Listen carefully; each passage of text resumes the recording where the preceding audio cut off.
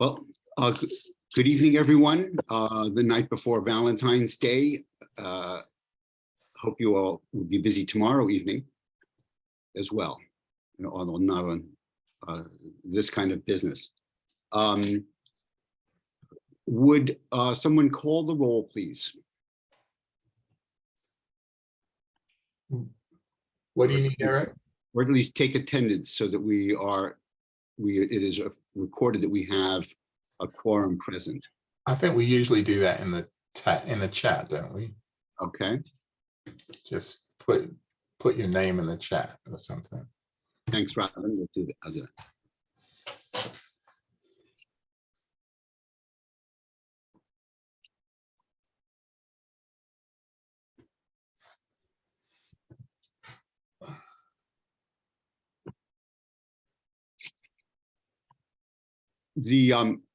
I'm assuming that we don't have minutes from the public forum that we would be attempting to adopt. Is that correct?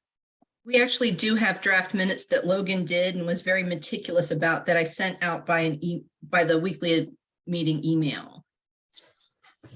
I didn't review them. Did others review the minutes that Logan had prepared? I reviewed them in tremendous detail, and I'm prepared to vouch for them. Okay, then So I'll make a motion that we accept the minutes as presented, subject to any corrections. I'll second that. If everyone will record their affirmative vote in the chat.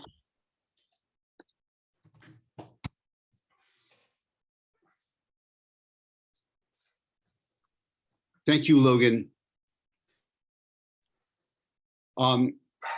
So the question then should be initially our thoughts about the traffic enforcement hearing and what next steps we should be taking. Is there someone who'd like to be recognized?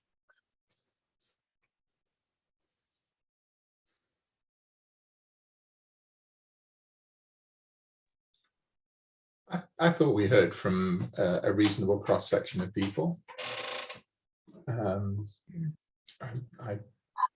wouldn't say more than that, but that's what I mean. It's there in part to provide people with an opportunity to voice their concerns, and we heard a range of concerns about traffic enforcement from different perspectives, perhaps as one might have expected. So I think it was valuable for that purpose. Mm-hmm. Lori. You know, I was surprised at how many people were enthusiastic about cameras. It seemed to me that was sort of the modal category of responses. And we did have one person that was very down on cameras, but the rest were all very positive about it and were looking forward to having more. So that did surprise me a little. Hi. I think one of the things that I found most interesting was that it seems that most everyone had their own areas of concern that they felt like they wanted more attention paid to.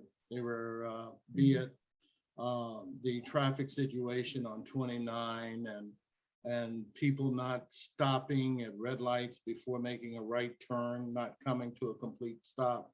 So it was like they had their own little issues that they wanted to be addressed. And so I found that interesting, but there didn't seem to be a complete consensus on a particular issue of concern. Vernon. Yeah, I kind of agree that I think it went well. It did not turn into a, well, I don't want to use that word. It didn't turn into a cop bashing hearing. I think it was, hey, we understand some things and we want to see the improvements. And I think it generally went very well.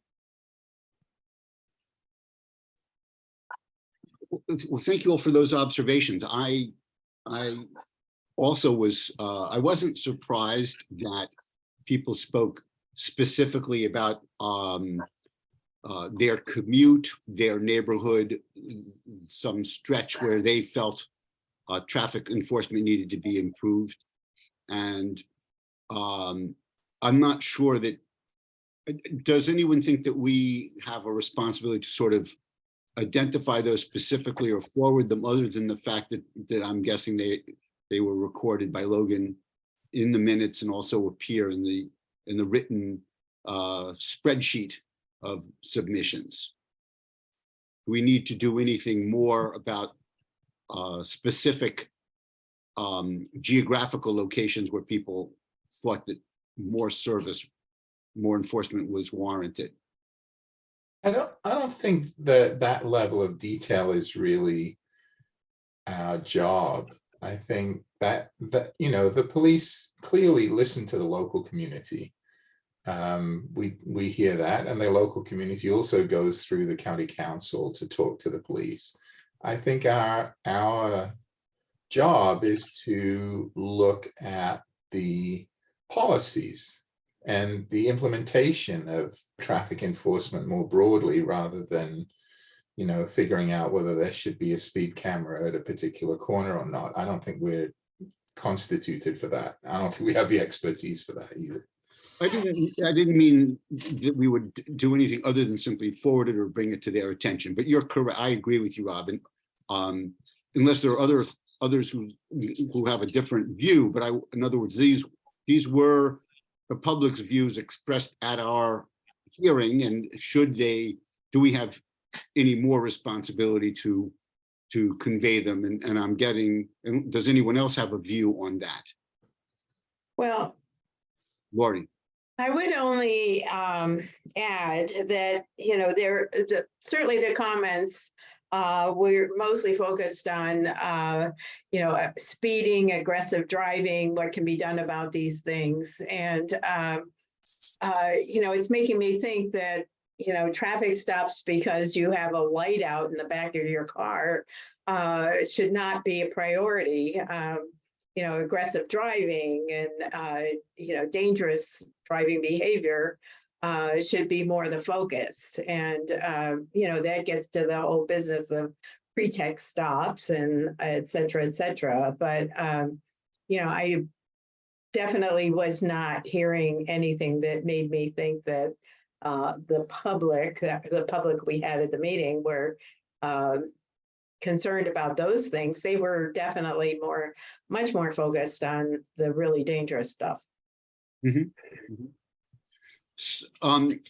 What are members' thoughts then about any things that we might have heard that either reflected policy or practice that in some sense should be included in an update and report, or it should be included in a separate report to the county council sort of about the hearing? Are there any thoughts that members have on that? I think I'd like to follow up on what Laurie said, because I think that's right. You know, we got these calls for more vigorous enforcement against dangerous driving and in some particular areas. And I don't think the report as written fully reflects the notion that if we release resources from tracking minor offenses, we can focus them more effectively on dangerous driving. Yeah. So, and I don't think the report really does justice to that idea. So I think it might be worth rewriting that bit. Yeah. To at least, you know, to emphasize that part. I agree. I think when we talk about what do you consider minor offenses? Because when safety comes in, lights out or that, I mean, to me, that's not, I mean, a minor offense is something that needs to be corrected. And I believe that they give out warning. And I mean, I appreciate the fact that I can't see whether my brake light or tail light is coming on. Mhm. And I've seen people driving along and they stopped and at a stoplight or something and no light comes on. So, you know, Yeah. I'm not in the position as an individual now, maybe used to pull up beside them and say, hey, you know, you got a left tail light out or something like that. But today, I'm not pulling up beside anybody and giving any kind of conversation. Yeah. Well, if I can respond a little bit to that, aren't there jurisdictions that for things like tail light out, they take the license number of the car and then send them a letter that says basically you have 30 days to get this fixed, rather than actually stopping them, which the stop would certainly take much more time than just recording the license plate information, having it looked up, having them notified that they have to fix the light.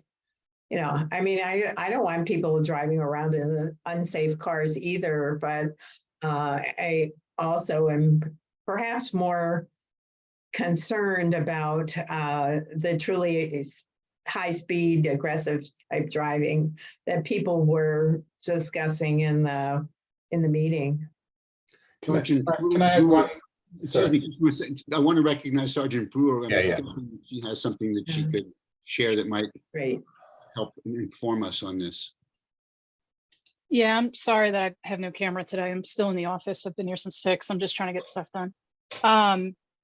Yeah, we're not a jurisdiction that does that. I'm not sure of any jurisdiction that does. It doesn't mean I'm sure it happens. I'm just unsure of a jurisdiction in the area that does that, that writes a license plate and sends it information to be fixed. Now that traffic stop, the concern I would have if we're using specifically with the brake lights not working is so if I'm in the middle of the night, I'm going to let them drive away to get rear-ended by somebody. I mean, like, we really have to, and I think that's Vernon's point to kind of talk about, what's safe and unsafe. I mean, if I just took the license plate down and then said, oh, I'll mail them a letter later, what liability do I have by not stopping them and advising them, hey, listen, drive with your hazards on until you get home?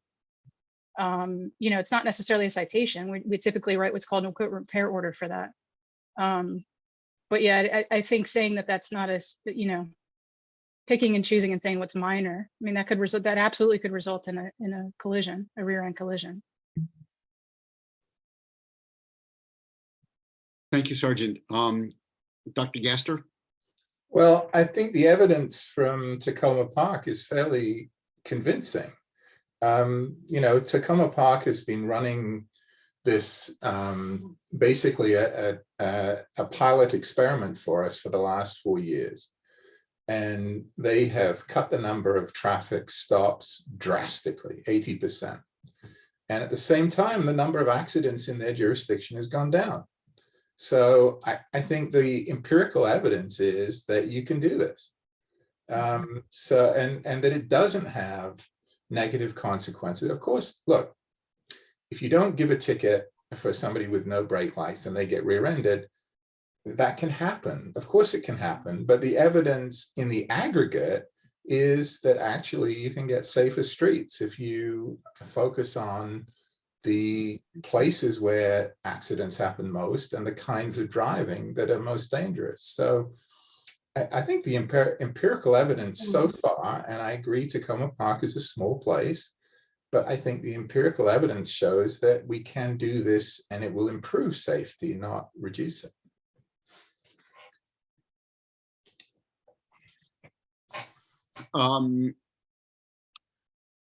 I sense we probably don't have a consensus on the definition of minor. Yes. But, Ms. Extra.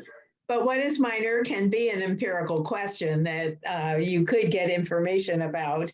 And, in Robin's mentioning Tacoma Park, there have to be other jurisdictions that have gone those same routes. So there is the possibility of getting the kind of information that could help you figure out the level of traffic enforcement that's the best bang for the buck.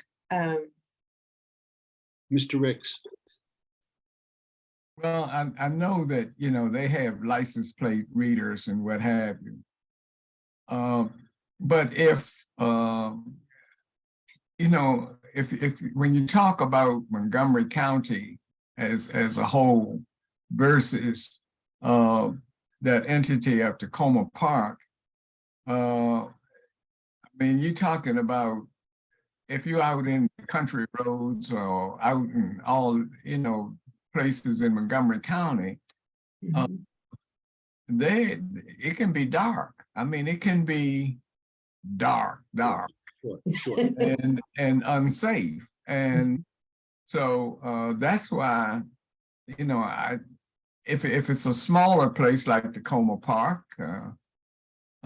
surely they, you know, they could maybe stop somebody or take down a license plate and have somebody look it up, you know, and that's another person, another job that somebody has to do. You know, when like with the cameras, it's kind of automation. So we are really in the weeds on one particular kind of traffic offense. And I think the question really ought to be what we should say, or is there something we can agree upon about what we should say regarding let's say unsafe equipment generally. Dr. Gaster? Yeah, just to follow up on Vernon's point, I take Vernon's point. It's dark out in the, you know, in the rural parts of the county. And I think that's why in our recommendations, we specifically allowed for officer discretion, that officers should have the discretion to stop somebody if they're driving without lights in the middle of nowhere and it's dark. I mean, that makes perfectly good sense and they should do it. I think they should be asked, why did you make a stop for this kind of a purpose? And the answer is it was dark and it was dangerous. Fine, end of discussion. I don't see that what we've recommended prevents that in any way. So I just wanted to make sure that was clear. Are there other policies, other issues that we ought to be recommending? Are there other matters that people heard about or that ideas were stimulated by the comments we received? I would say that for myself, one idea that occurred to me is the question of state law, and that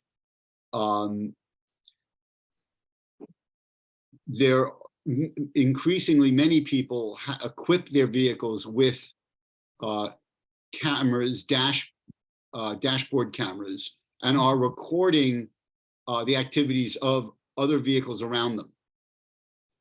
And that there was a reference to a bill introduced in the New York City Council last fall that would, in the narrow case of blocking bicycle lanes, obstructing bicycle lanes, citizens could forward to the Traffic Commission or the Department of Transportation a sort of citizen's complaint with evidence that an offense had taken place.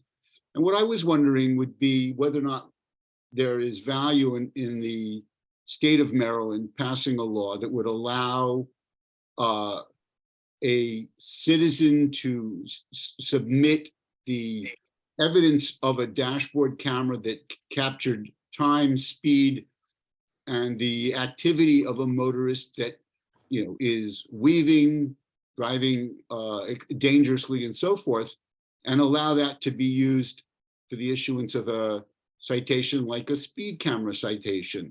So that would be an idea that I have. I'll recognize Mr. Ricks and then Dr. Gaster. Mr. Ricks? Yeah, I think, and I'm not sure, but there is already the opportunity that you can call in stuff, you know, incidents, and they will, and they can act on them.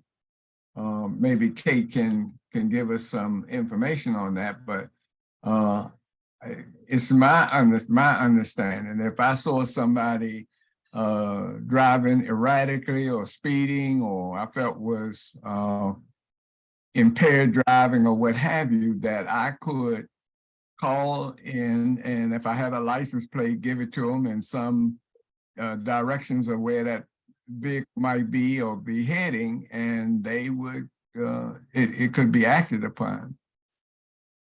I think that I thought that was always my understanding now even.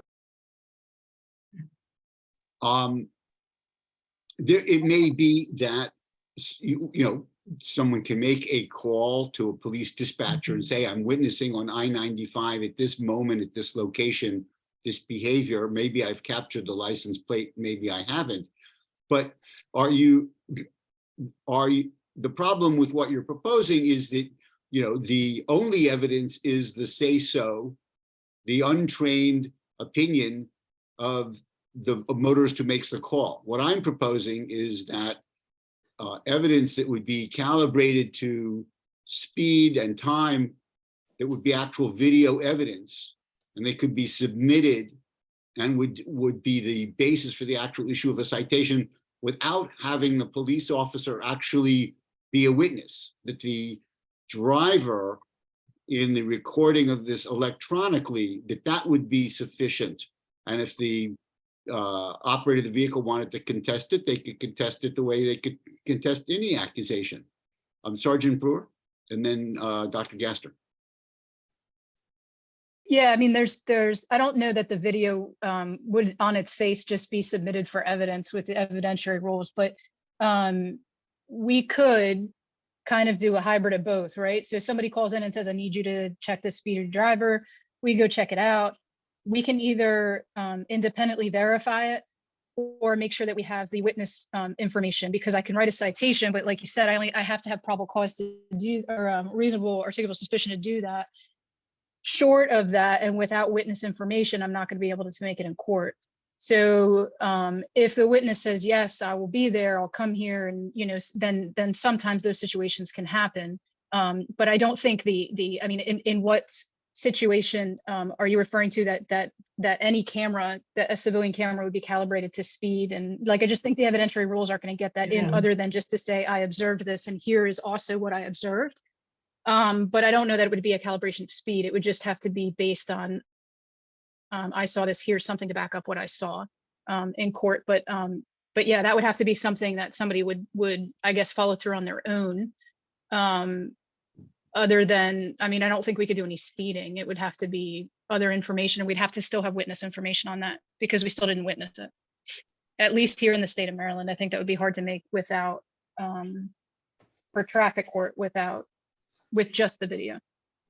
Well, what I am proposing is an amendment to state law, and maybe this is just something I should bring on my own. Maybe this is not I don't know if this is something that the commission would propose as part of a recommendation regarding traffic safety. It may be that we're not permitted to make recommendations for amendment to state law because of our role in the county. Yeah.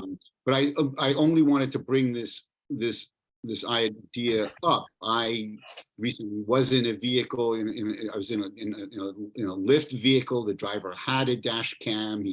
He records these kinds of things. It may be that you can't use it for speeding. Maybe you only can use it for aggressive driving based upon what's actually depicted. I was not contemplating a situation where the driver would have to go to court, because I think that asking the driver to go to court kills the idea. It's one thing to sort of say, I saw this, I'm willing to sort of, send this file electronically to up the proper authority, but I'm not going to take a day off to go to court to try to help the police prosecute a motorist for aggressive driving. At least that's my sense. But I again, I don't want to spend a lot of time on this. I appreciate what both Mr. Ricks and Sergeant Brewer have said, but I was trying to think, are there are there, this was something that occurred, you know, I heard in our forum. Are there other things that we heard, that anyone heard, that we might include in a report on the forum for the police or for the county council or for any other authority?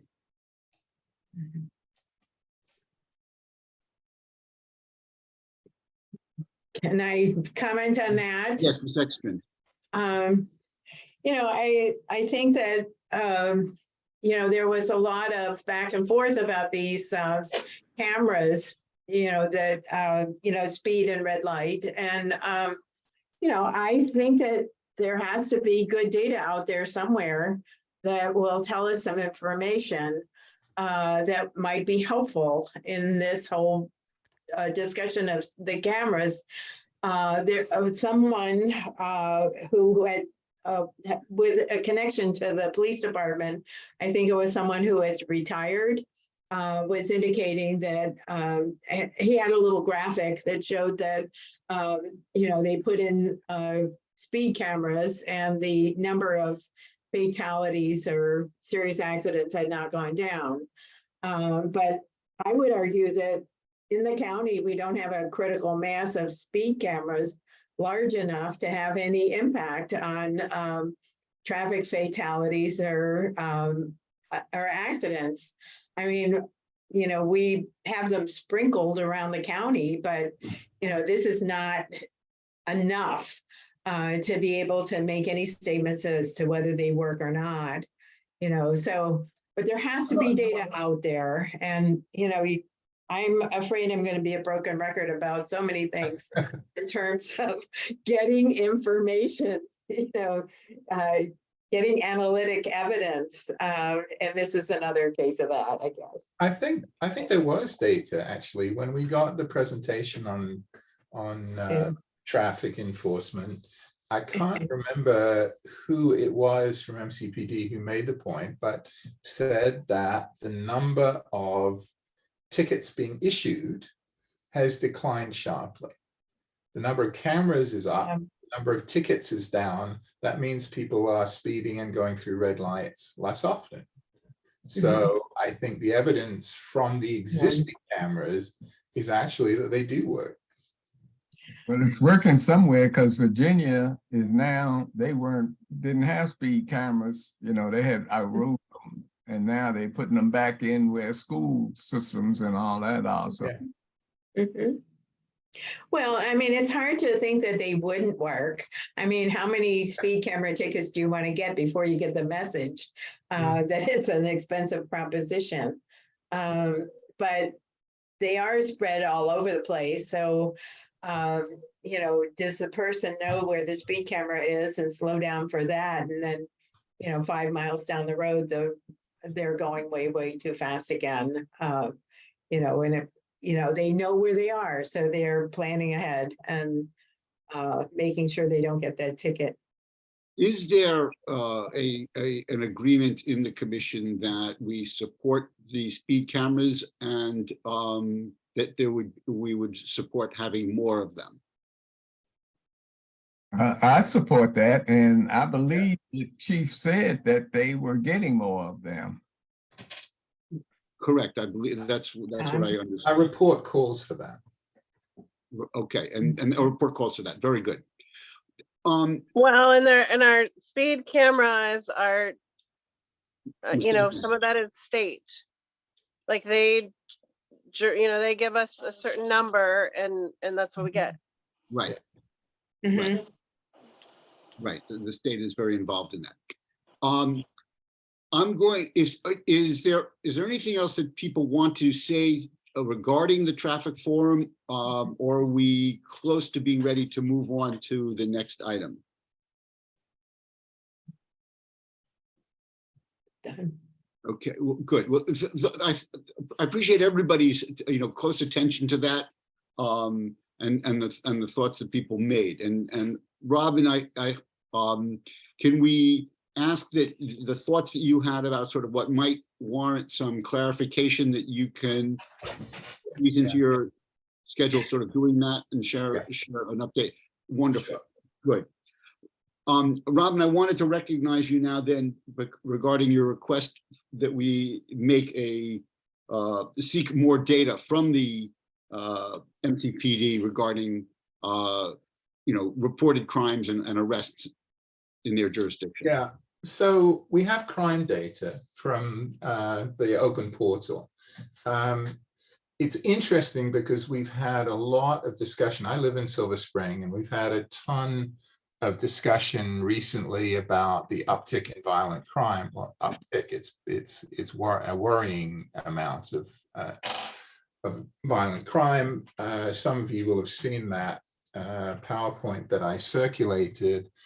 The response we've had from the police department, and indeed the policy response of the police department, seems to be focused in considerable part around the late night establishments, the hookah lounges in particular in Silver Spring. And so I thought I would do a bit of data digging. And what I found was that the share, I focused on aggravated assaults because that's the most common kind of violent crime in our jurisdiction. And so I looked at violent crime by time across year.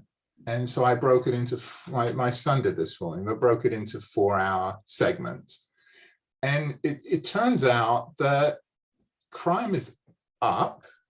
It's up, however, more in the other time periods, not the late night time periods. Late night time periods is actually down over the last 6 years. So the sort of moral panic we're going through about the hookah lounges might very well be misplaced. And so I'm putting this out there to say, well, okay, that was a very simple piece of data analysis that came from looking at when the crimes were committed in Silver Spring. I think it's important for us to look at the crimes. It's important to look at arrests, and it's important to look at outcomes. What happened as a result of arrests, and what is the clearance rate for each of the crimes that are recorded, and by jurisdiction and by year. So that it seems to me obvious that we need that information in order to assess what is going on, right? Crimes and interventions and outcomes. Unfortunately, the publicly available data is there only for crimes.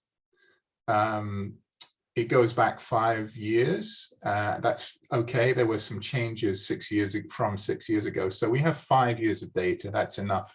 It would be helpful to have 6 because that would take us further back beyond the pandemic. But we got what we got. But the arrest data is available only for 30 days. I don't understand this. I don't understand why arrest data is not available also for 5 years. As far as I know, and perhaps somebody can correct me, there is no systematic presentation of clearance data. That is what actual crimes were cleared. And I mean at the record level. That is, was this particular assault eventually resolved? Because knowing things at that detailed level lets you see the patterns. You can see which kinds of assaults were solved and which kinds weren't, where they were solved, where they weren't, and it allows us to have a better picture of what is of crime in the county. As far as I understand it, Montgomery County itself and the police department do not have outcomes data for their arrests. That is to say, so far as Montgomery County's data is concerned, the arrest is the end point. But that's a very poor end point. Yeah. We need to know what actually happened. Otherwise, you could just run around and arrest lots of people and it would look great. I'm not saying that's what Montgomery County does. I don't think it is. But it's worrying to me that the county itself and the police department does not seem to have its own outcome data. as far as I've been told, Montgomery County Police do not systematically know what happens as a result of arrests. I think we need to fix that. Do you have a particular, excuse me, Vernon, 1 second. Yeah. Yes, do you have a proposal for us in the form of a motion to? Yes, I think it was circulated by Susan this in the last email. It's to basically it's to request the arrest data at the same level of granularity that the crime data is available for, and to provide us with clearance data. I don't know what form the clearance data might take. Ideally, it would also be in the same form in terms of referring back to crimes that occurred and telling us what happened. That would be So- ideal, but it might Okay. be aggregate data, at least to start with. So you're moving that we adopt the proposed request for data that was circulated. Is there a second to the request? I just one moment. I know Vernon had his hand up at one Well, point. We have a hand raised also before the vote. We're not voting. We are first going to have a motion, and people can speak to the motion, which would be what I'd like to do. So I want to hear what people have to say, but what would be before us would be a motion for a request for data. Is there a second to Robin's motion? Yes, Okay. I would It's second. now in order. Now, Captain Satinsky, would you like to speak to the motion, please? I'll yield to Mr. Ricks first. Go ahead, Mr. Ricks. Well, I was going to yield to you, Captain, but to me, what happens, say an incident happens on today in 2023, it may not go to trial or whatever until 2024, 25. And then it's in the court's jurisdiction for the outcome is what I see. Now, maybe Captain can speak to that, Mr. Ricks, I think you're on the right trajectory. And Dr. Gaster, to your point, the police department does capture data up until arrest, or if the victim doesn't it no longer wants to proceed with the investigation, there's a death of an offender, or in some cases where we don't have enough information to go forward, or maybe we determine the crime didn't happen. That's where we stop. When the arrest happens, it moves over into the state's attorney's lap, which they would have outcomes in case search like Mr. Ricks was talking about. Reference your case closure data. All of that stuff is reported to NIBRS. NIBRS, as I believe, and I apologize for my infancy on this as a person on this panel, I don't know if you know this. UCR was kind of like the 80s version of data collection. NIBRS was meant to be the more robust version. That NIBRS version is uploaded and put up in the federal database for anyone to look at. It's uploaded every 30 days. So we can go, you all can go there to get that data. It'd be the same data you would request from us. And it targets things by part 1 and part 2 offenses. So your murders, your sexual assaults, your aggravated assaults, simple assaults, and it breaks them down like in such. If you're asking for individual case work in and of itself, like if there is something that occurs in Silver Spring on a Tuesday and you want to know what happens with all those charges, all of that is lumped together in that NIBRS data. You could potentially break it down another way, but currently that's how we track it. Yeah, that's kind of how we track it. So outcomes would be state's attorneys and daily arrest logs. So this is a fail. They're not ours. They are Department of Corrections. That's why, and it's an entirely different system from ours. So the whole 30-day thing, we have no control over it. It's not us. Oh, okay, we have to go somewhere else, twist someone else's arm. Can I ask a question about that? I just want to make sure that Mr. Ricks has an opportunity to be recognized if he had something he wanted to ask or contribute before. No. I spoke and then Captain confirmed what I was thinking, so I'm okay. Dr. Gaster. Just a question about the NIBRS data to make sure I understand it. Are you saying that we can go to the Department of Justice and download record level data for all of Montgomery County for the last 5 years, say? I don't know how far back it goes. I'll be honest with you there, because we were supposed to go to NIBRS, I want to say 8-9 years ago as a country. And I think we actually started moving to it about 2-3 years ago. So you're going to see some differences in the data. But yes, you can go to the Department of Justice website, the FBI website, and it won't be case level like case A happened on this See, day, but that's it'll be the- crime level. It'll be all aggregate Yeah. crime level. Aggregate, No, that's not good enough. no, it won't work. What we need is case level data. So Because for the case level data, there will be some stuff that will not be supplied. Open cases won't be supplied.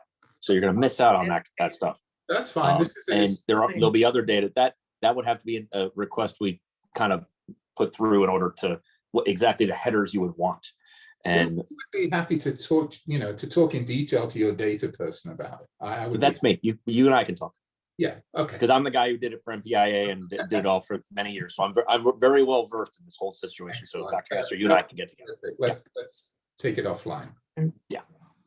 Well, so we do want to have this discussion. I think, so let me ask then, on the motion that we, the motion was for a briefing, it was a request for data.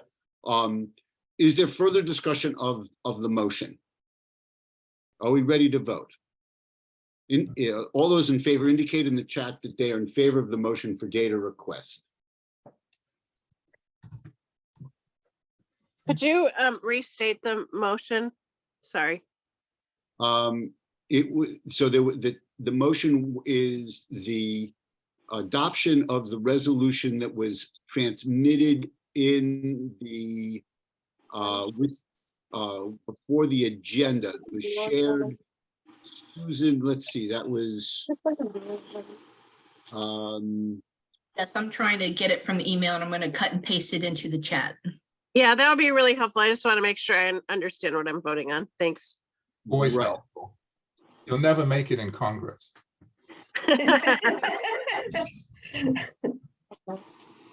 let's see, I found a version. Let's see if this works.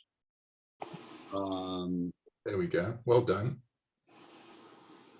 So okay, so Susan's put it up, I've put it up. So if you want to take a moment, Jen and others to look at that. And while we're doing that, Ty, did you want to, is there a text that we should put in the chat regarding the, after Jen's presentation regarding a potential statement regarding Tyree Nichols? Let's not confuse the issues. I'm sorry, I beg your pardon. Thank you, Dr. Gaster. It's hard enough to keep track anyway this time of night. Okay, so we're voting on this, Jen.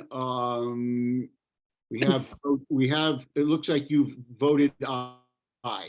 Are you comfortable with that vote? Okay. Are there opposed? Are there abstentions? The motion carries. Thank you, Dr. Gaster. Our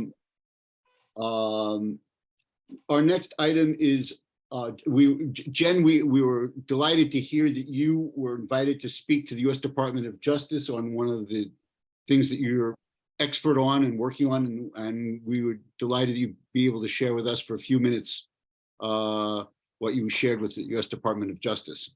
Yeah, sure thing. And I apologize before for jumping in. I just didn't know if anybody saw the hands were raised. I didn't want to go past without hearing from everyone. So I apologize for that. Yeah, I trained DOJ a couple weeks ago. And really, my push right now this year, and for those, some of you may or may not know, I sit on a lot of different committees in the county. A lot of them are mental health, behavioral health, Restoration Center, the ECC, hospital board, I'm kind of in the mental health, behavioral health from all angles. But as over the last 3 years, we've been getting SAMHSA grants and emergency response grants and all this money going into this, which is wonderful, right? The new Germantown Center, or the hub for that crisis response, in addition to the Rockville hub, and now the new one in Silver Spring. Those are wonderful, wonderful things and very, very needed. I would take 10 more if I could. But as I'm watching all this money walk across my desk, it's all going into mental health and behavioral health. Autism and IDD and comorbid diagnoses does not fall into that bucket. Okay, so if you're not really intimately in this, people just think, oh, mental health, oh, that's autism. It's not. It comes from two different funding sources. Autism and IDD come from the DDA money. And mental and behavioral health are a completely different bucket. So I finally am just tired, and I spouted off a little bit in a meeting and I said, we need something for our folks with intellectual and developmental disabilities, because the money for mental health and money for behavioral health is not touching us. And we need more in this county. The approach to policing is different with these folks. It's similar but different, right? There's other strategies and techniques people can use. And if you're approaching someone in an autism crisis, is very, very different than a mental health crisis, right? So that's been all of my training that I do with the police. So, and as you know, I work very closely with Lori Reyes, and she sits on the DOJ COPS commission, I guess. It's for lack, I'm losing the word, committee maybe. But that's a program which is designed to nationally address this issue. And there is a specific autism and IDD subset of this group. So I was able to present to them, and I'm pretty much not holding anything anymore, because we're not going to get help. The autism community and the IDD community is not going to get help unless we start telling these stories. So I started sharing some pretty heavy stories with the DOJ. That was my first time. And I warned everybody, this is a hard topic to present on, as I usually cry. And it is a very hard topic to receive, because all the autism stories are kept close to the vest, right? Like you all know Jake, you know, he got all these president awards, all this stuff with Lori, and oh, he's the most amazing. Well, he almost killed me 3 times, right? And that's a very normal and typical autism thing. I told stories that nobody speaks of anymore, except with my trench sisters and with, you know, I pulled all of my girls that are in the trenches with us, you know, with me in this autism thing. And I kind of shocked them. And then they asked me for suggestions on how to make these interactions between autism and IDD individuals better going forward, and how to improve policing in that area. And my one thing that I tell all the families that I counsel is that establish a relationship with the police before you have to, and before you need them, and before it's a crisis. So, and that's what we did. You know, we brought cookies and we brought food, and we go hang out at the fire station when my son was here. And we established that bond. And with Lori, we met her at a walk and we made friends with her. So then when it came time to respond to our house, when the neighbors called police here, or when we found ourselves in a very dangerous situation, it's, oh my gosh, it's my kid, I'm going, you know, and there's that personal relationship. And that is the, oh my goodness, Jimmy is losing it, I'm going to go, right? So that is what I encourage all the families to do.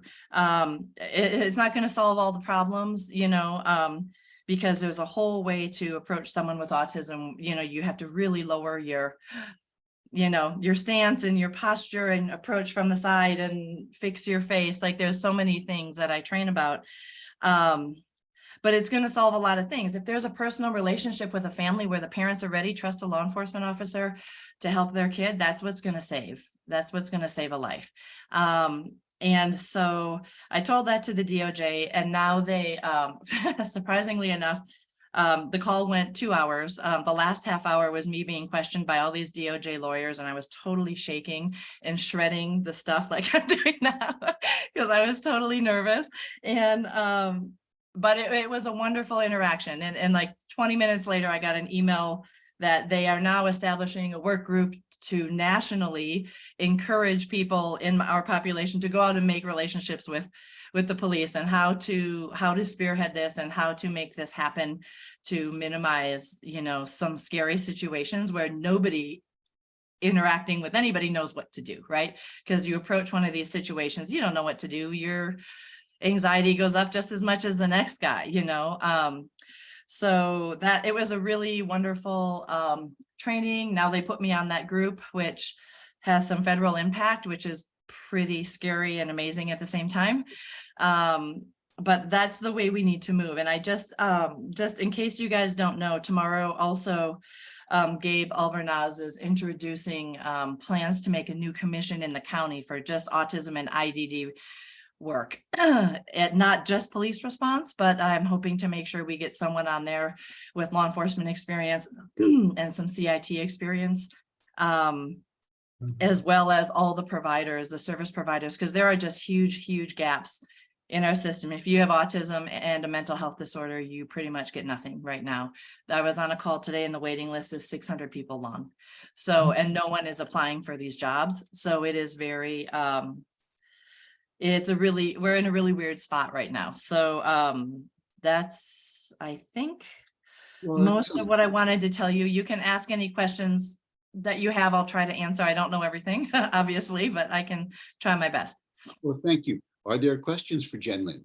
What is IDD? Intellectual developmental disability.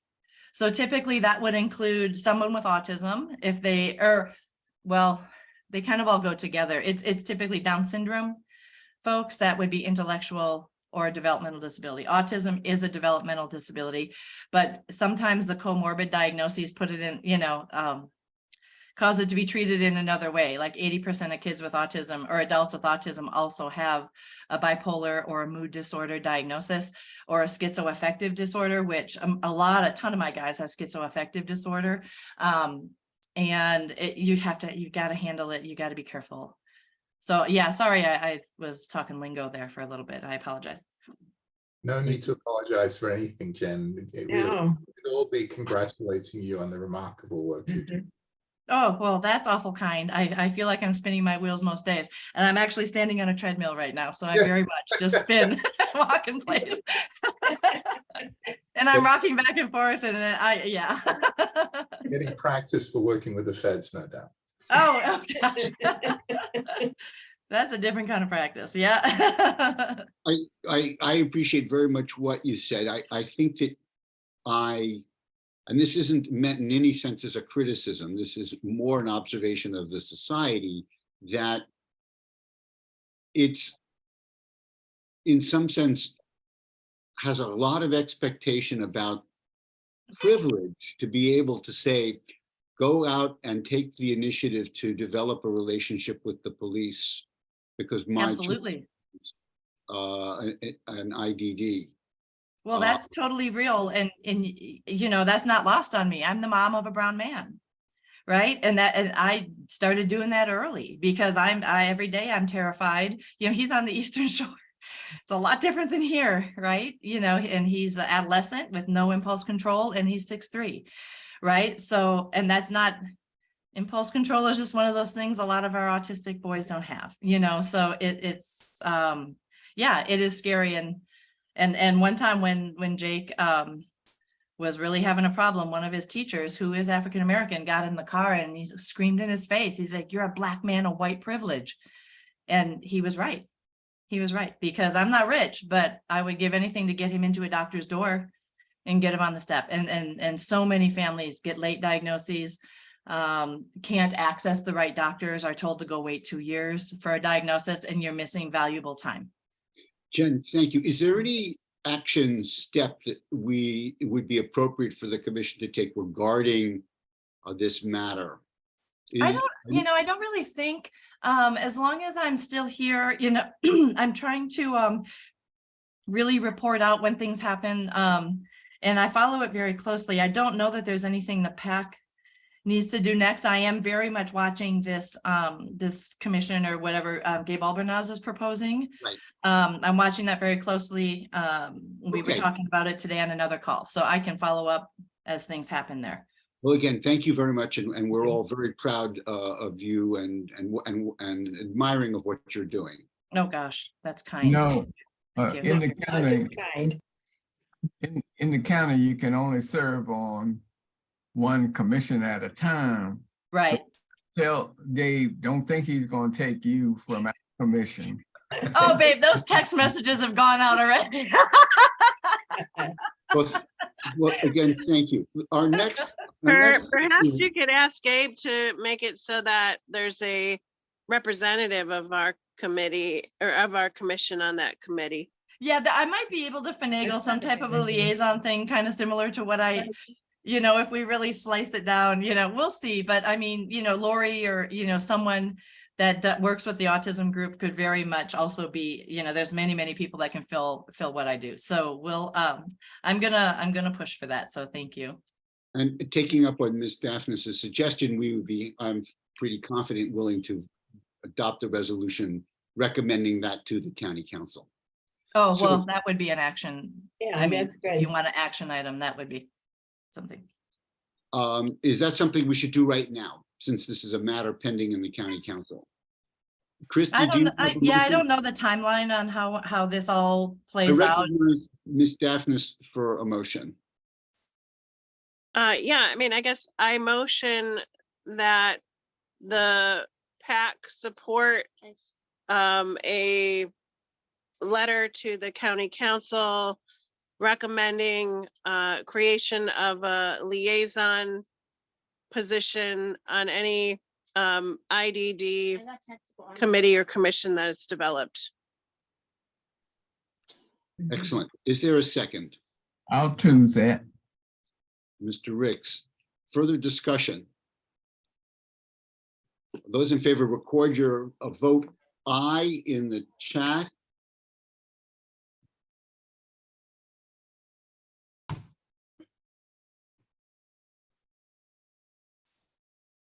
I see 3 ayes, 4 ayes, 5. Yeah, we have a winner. Okay. Is there opposition? Please record your opposition in the chat. If there's an abstention, please record your abstention in the chat. I see that the motion carries. Thank you, Jen. Thank you, Ms. Daphnis. So I want to bring up the next item on our agenda, which is whether or not to make a statement regarding the death of Tyree Nichols and how that affects us in Montgomery County. It's something I've spoken to some of you about. I'd like to recognize Mr. McKinney if he wanted to speak to this. Yes, thank you, Mr. Chairman. I would like to. Since the Tyree Nichols incident, I, along with several other people involved in local organizations, have held meetings, particularly meetings that encompassed members of the Black family. As all of you know, often Black families are required to have quote unquote the talk with their children regarding traffic stops and the possibility of them being in danger as a result of those stops, no matter what the nature or purpose of the stop may be. I think that the Tyree Nichols case was of such significance that this body should make a statement rather than having no statement at all. Now, I am aware that the chief has made a statement, Chief Jones, and I read his statement, and I'm in agreement with his statement. However, this is a body that is a policing advisory commission, and it seems to be a sign of complete deafness without letting a public now who is not quite sure what to say to their young people anymore, because from all evidence that we've seen thus far, Mr. Nichols was completely compliant with police orders. And while we're not speaking specifically to his case, this body has an opportunity to go on record and say, well, this is part of the purpose that this body was created, and that we are aware of what's going on, of what has happened in the Mr. Nichols case. And as a result of that, we are doing everything we can in our advisory role to ensure that such things do not happen here in this county. So it's not about passing a judgment one way or another regarding what occurred with Mr. Nichols, but a statement from a body of this sort can be reassuring to the public, especially a public now who's confused about, okay, now what do I tell my children? And I'm in this position myself, when you see a young man who's stopped by police and from all indications he's compliant, yet he loses his life anyway. And we can just highlight some of the things that we've already been busy doing as a measure of just simple reassurance. I'm actually a part of a body tomorrow night that's going to have a discussion regarding that very issue, because people feel completely unsettled by it. So it's not rendering opinion one way or another as much as it is just a statement of reassurance. If there's any further questions anybody has that, you know, to me about my feelings, I'll be more than happy to receive them. Thank you, Vice Chair. Jen Lynn. Hi, me again. I feel like I have concerns, a lot of concerns about this. And I did speak to Eric a little bit about it earlier this week, and not that this is not a horrific event. This is not that we don't live in fear every, you know, I'm wondering about the timing of it. I think that it's late in this, and we're keeping this alive in the front of people's consciousness, maybe to make sure that we say something. And that's what I'm afraid of. Like, is the timing of this appropriate? And what is our purpose for doing it at this time? Like, I feel like we're late and interjecting into something that is not happening here. I understand this case has made me sick to my stomach, but I don't know if it's our place. I don't know if people seek out our opinion. I don't know if they're looking at the website to see what we think about things. And that was the stuff I was mentioning to Eric. I feel like we're interjecting ourselves into a national case is going to cause fear or more fear than kind of seeing how it's playing out. Like, I don't want people to think it's going to happen here, but I don't know if talking about it still 3 weeks later and saying, look at all this great stuff we did, is the way to do that. So those are my concerns. I just really I wanted to know the reason and the purpose. So thank you, Ty, for explaining that to me, but I still feel it still makes my stomach tense because I don't want to apply this to MCPD.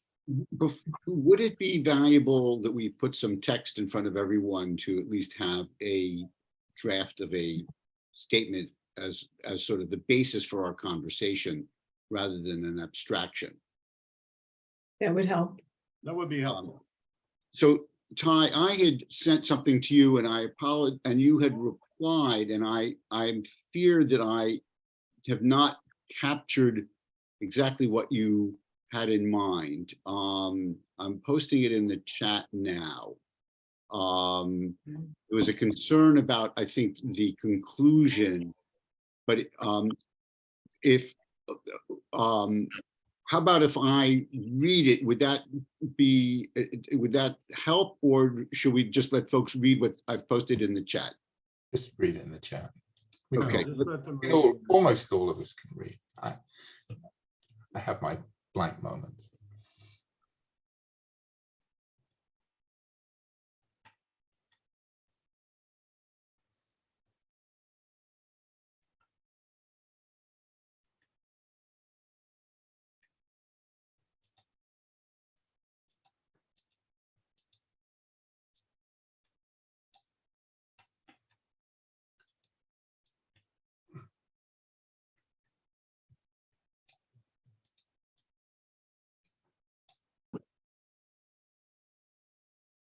If are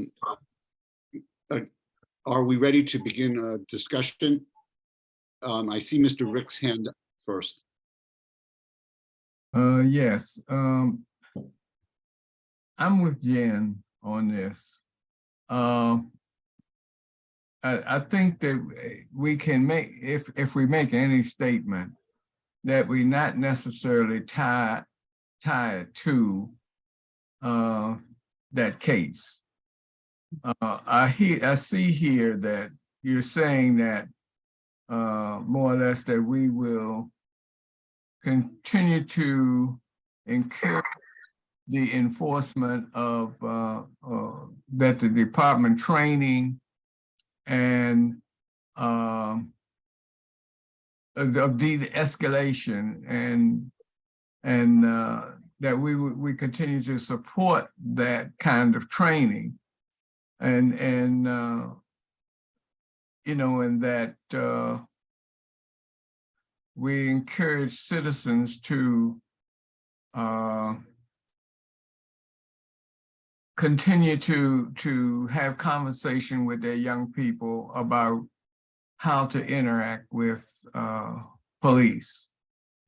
Are those things that you want to, you think should be in a statement instead of what the statement says? Well, I think that those things would be the state, you know, about the fact that the county executive arranged to both a comprehensive professional audit and all of that. I don't see that we need to go there now. I don't think we need a heavy statement if we have any statement. Okay. Dr. Gaster? Yeah, I'm sympathetic to Ty's point of view, but I want to ask a couple more questions. I guess, Ty, I really wonder whether a statement from the PAC of any kind is going to be is going to have the kind of impact you're hoping for. It's an open question. I'm not saying that it won't. I'm just saying, I don't know. I don't have people beating down my doors to tell me, you know, what's going on in the PAC. I mean, so that's on the one side. On the other side, not only am I sort of cautious about linking Montgomery County Police Department to the Tyre Nichols event in general. I think even though we're not saying that the county department is anything like that or has done anything like that, whatever, look, they're both in the same statement, and we're issuing the statement about the police here in response to what happened there. And I think it puts the police in a, you know, I just don't think it's, I mean, I'd be interested to hear from the police who are here, whether what they think about this. But so that's one thing. And the other thing is, you know, we talk about what we're doing, but I personally don't, I mean, could I say to a parent, oh, that could never happen here because of our work? I couldn't say that. Yeah. I mean, I don't know. I don't have enough information to make such a claim.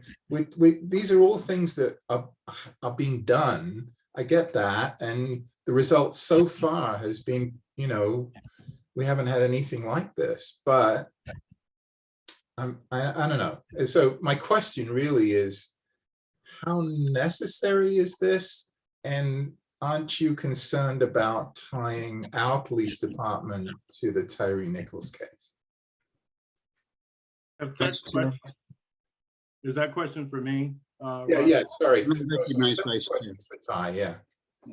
Well, actually, I'm not, because the thing about it is when activities, it is a police activity. And because it is a police activity and that the nature of it was such that it caused concern across the country, each and every police department are going to have to deal with that in their own specific way.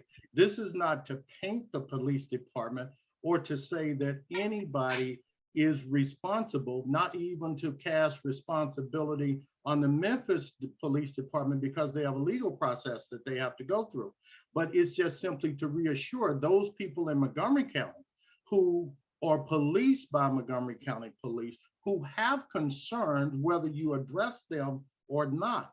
And that's what I'm hearing. We can say, well, we don't think that addressing it would be best because it'll just keep the attention focused on it. The attention is already focused on it in my community. It's probably, if you took a survey, it would be the #1 topic of communication right now. Why? Because the methods that have been taken in the past to prevent such things from happening with people's children in that particular case did not work. So the question becomes, what do you do? Part of the Policing Advisory Commission's response is a reassuring one that while we don't have specifics, we're doing all we can to prevent such things from happening in this county. That's a method of reassurance for parents who have children on our streets every day. It does not accuse the Montgomery County Police of doing anything. Thank you, Ty. I wanted, if I may, to speak in support of adopting a statement and step out of my role as chair for a moment. It is, I'm sure that everyone is very aware that just a week ago, President Biden spoke about this in the State of the Union address, and that he brought to the box of the First Lady the parents of Tyre Nichols. I don't think anybody could accuse this commission of somehow trying to keep this issue alive in some way that is inappropriate. It is not us that are alarmed by this. This commission was created specifically in 2020 in response to a very similar kind of killing, the killing of George Floyd. And that this statement that is being proposed commends our chief of police and our county council in acknowledging what happened. It recognizes the concern in the community. Could this happen to me or my child in this county? That is a real question. And the statement then very straightforwardly talks about what has been accomplished. What has been done by the police department and the county council, the county executive, the creation of our simple existence as part of this, the creation of the new police accountability board. All that it does then as a statement is to say, this is where we are. It makes it's a very modest statement. It assures no one of anything. It makes no representations that other than what has been done so far. And that it is an acknowledgement of something that the public is deeply alarmed about, and that I think each of us as individuals are alarmed about. And I think it's appropriate for us as a commission to make a modest statement like this, given the origin of this commission and its function. And I'm sorry if I went on too long. Mr. Ricks, Ms. Ricks, could I recognize Ms. Ekstrom since she hasn't spoken on the motion yet? Yeah, sure. Okay. Eric, I like the way you put that together. And I guess I would add to the end of that, the commission is well aware that this needs tremendous more work and more vigilance, and that, all the good things that have happened, are not, going to change where we are culturally, and that this is something that constantly has to be worked on to make every effort to correct. So if we end on that note, that we are acknowledging that, yeah, we've done some stuff, but that's clearly not enough. We're always going to have to be doing more.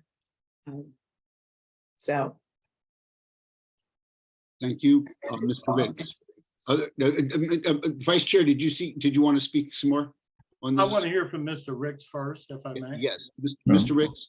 Yeah, and I clearly understand, Ty and Eric, the whole situation. Believe me, I have two grandsons, one 19 and one just turned 17. And I had a similar kind of conversation with my 19-year-old as I was picking him up from Montgomery College today, and we were driving to his house. But what I'm seeing, what's heavy in my heart is that this statement and all will only last to the next incident. Know when that's gonna be, could be tomorrow. And that's why I'm more on that we support the department in continuing training, continuing all those things that will help to prevent prevention, de-escalation, and those kinds of things that are positive moves. Because I couldn't say to somebody that it ain't gonna happen in Montgomery County. Oh, we can't say that. I couldn't say that you know, it's just that, like, somebody called me the other day and was talking to me about the fact that one of the schools where they had to go in recently because there was a gun alleged in the school, and that they were fussing because they said that the police went in with AK, whatever the number of the guns is. And I'm saying, well, what was the police supposed to go in with? You know, when you got somebody who alleged gun in there, they don't know what they're coming up against. So I guess that's, my heart is heavy on this one, because I don't, I heard the family, I looked at the president's thing, I'm, you know, feel for the family, but I'm just, I don't know that our statement is going to change anything. That's the end of my part. Well, if I can just address that, Mr. Ricks. First of all, it's not to change anything. The statement is not to say that this is never going to happen again. The statement is a statement of reassurance that we're doing everything we can in this county based on what we're mandated to do in our advisory capacity to possibly prevent such an incident from happening here. It's not to say that an incident won't happen here or will or anything. That's why it's important that the statement remains as generic as it is and not get into the specifics of what happened in that case. You're not getting into the specifics, and you're dealing with an issue of someone having lost their life. It would be very interesting to me that a policing advisory commission would be silent on an issue that has captured the attention of the nation in having someone have lost their life, and this commission, a police advisory commission, says nothing. They're silent, completely silent on the matter.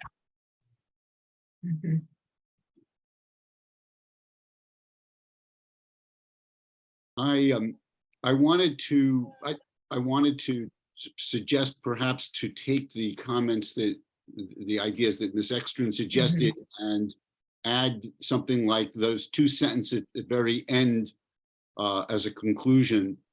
I see some points in the chat. Some people think that may be helpful. I'm looking at the time. Does anyone else need to be heard on this? Is there any, is there a motion then to adopt the draft with the proposed concluding two sentences? I'll make the motion. Is there a second? Robin, Dr. Gasper second. So it has been moved and seconded that we adopt such a, is there further discussion before we vote? People can vote yes, no, or abstain. If you want to vote yes, then vote yes now.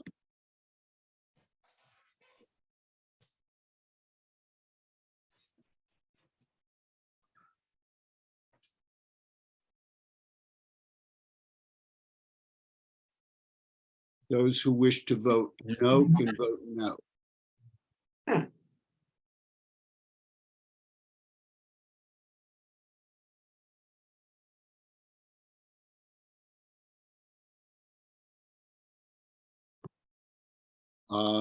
And is there anyone then? I see, I think currently 4 yes, 1 no, 1 abstain. I don't know why it Some- didn't go through. I don't know what happened to it. And did Ms. Daphnis vote? Okay, so I think I count 5 yes, 1 no, 1 abstain. Is that what you get, Susan? That's what I count. Okay. Yes, I agree. Yep. The motion carries. Thank you. This was a very helpful discussion, and Jen and Vernon, thank you very much for helping us to understand your views and for your willingness to express them. That is an important part of what we need to be doing as well.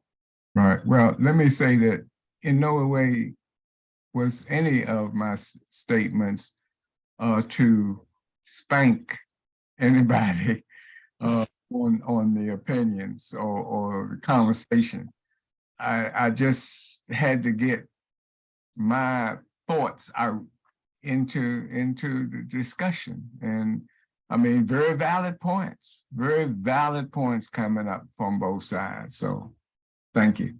Thanks, Vernon. Your words sound way more better coming from you than coming from me. So, thank you. It is now in order for new business. I see Vice Chair McKinney seeking recognition. No, Mr. Chairman, I was speaking to the previous issue. I just wanted to thank everybody for their vote. Very well. I had we'd had some discussion with our student representative Ruhama Endashaw about the possibility of a youth-focused forum for the commission. I haven't heard from her. I thought that might be the subject of new business, but she's not present. Is there other business that anyone wanted to bring forward at this time? Ms. Ekstrom. Maybe new business that we could talk about next time. About 6 or 7 months ago, we sent a bunch of questions to the police asking them about how they were going to review body camera footage. And most of the answer we got was, well, it's too soon, we don't know yet, etc. We haven't hired the people that are going to do this. And I wonder if it wouldn't be a bad idea to revisit that. And, because, I would hate to see them start this process, hire 2 people to review things, but not do it in a very systematic way. So I'm wondering if we could next time maybe talk about crafting something to try to get them to respond about that. Your point is well taken. There, in fact, are a number of outstanding questions that have been awaiting responses. Susan, are you able to unmute and give us any sense of sort of what might be appropriate for us to ask or expect perhaps at the next meeting? I think it would just be easier to talk to you offline as far as developing that, and I can send something out to the whole commission. Okay. Okay, I understand that. But I think that I think that we will try to make sure that our agenda reflects that there is old business that has not yet been resolved. Absolutely. Yes, absolutely. Good. Thank you very much, Ms. Ekstrand. Anything else? To bring forward at this time? If not, then is there a motion? I want to thank everyone. I think it was a productive meeting, and we covered a lot of ground, and I'm grateful. And is there a motion to adjourn? I motion to adjourn. Vice Chair McKinney, seconded by Mr. Ricks. All those in favor say aye or tap aye in the. Aye. Aye. Well, then at 7:59, we are adjourned. Thank you all, and we will, yes, there is one thing, which is I'm hoping that we could meet perhaps in person. Yeah. I apologize, That'd be fine. I had raised this with Susan, and we will see if we can find a place where we might be able to have a hybrid meeting with the opportunity to meet in person, hopefully in Rockville. So stay tuned about that. Okay, and that of course would mean that members of the public might also come in person as well. So with that announcement, thank you all very much. Thank you all very much. Be well. Have a great Valentine's Day tomorrow, and President's Day weekend, and be safe. Good night. Okay. Bye-bye. Bye-bye. Yeah.